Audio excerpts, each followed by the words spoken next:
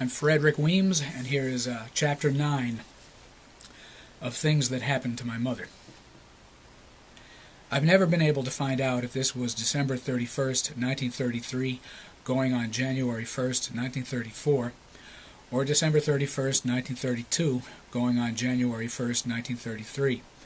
Either way, my mother always said she was 6 when this took place. She was born in March of 1927, so she, of course, turned 6 in March of 1933. But certainly she was nearly 6 if it was New Year's of 33. On New Year's 1934, she still would have been 6. New Year's throws me off. I'm never really sure if someone is talking about the year going out or the one coming in. There was a going out one New Year's for my mother when she was around 6. I was just rereading James Joyce's The Dead last night. It is his Christmas story.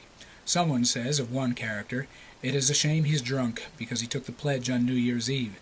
So, a story I've always assumed takes place on Christmas Day may take place at some other time during the 12 days of Christmas.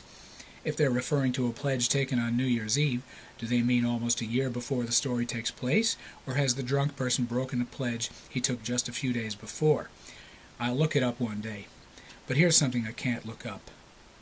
One morning, either December 31st, 1932, or January 1st, 1933, or the last day of December 33, or the 1st of January 34, because New Year's either means New Year's Eve or New Year's Day, my mother, the youngest of 3, was given a teddy bear by her father.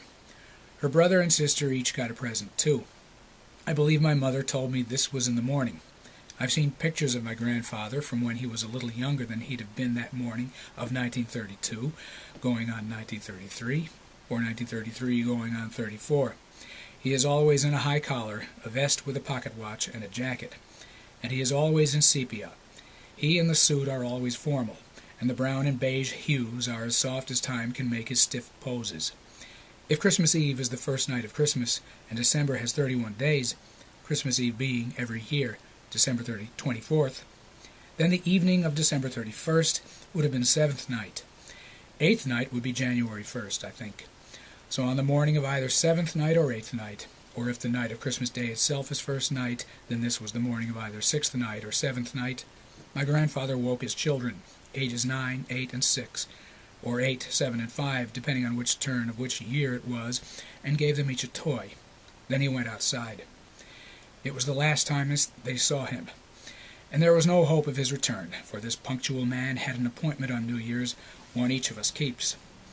In my vision it happens at exactly midnight, with the pocket watch held in the right hand, and I close the curtain on this scene.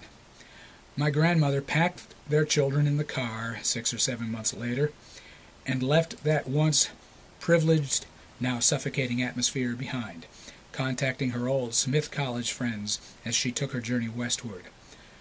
"So sorry, Francis," they'd say, I think.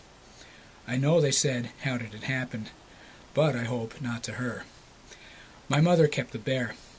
It's the one she gave my brother Frank on his first birthday. Her father was named Frank, too.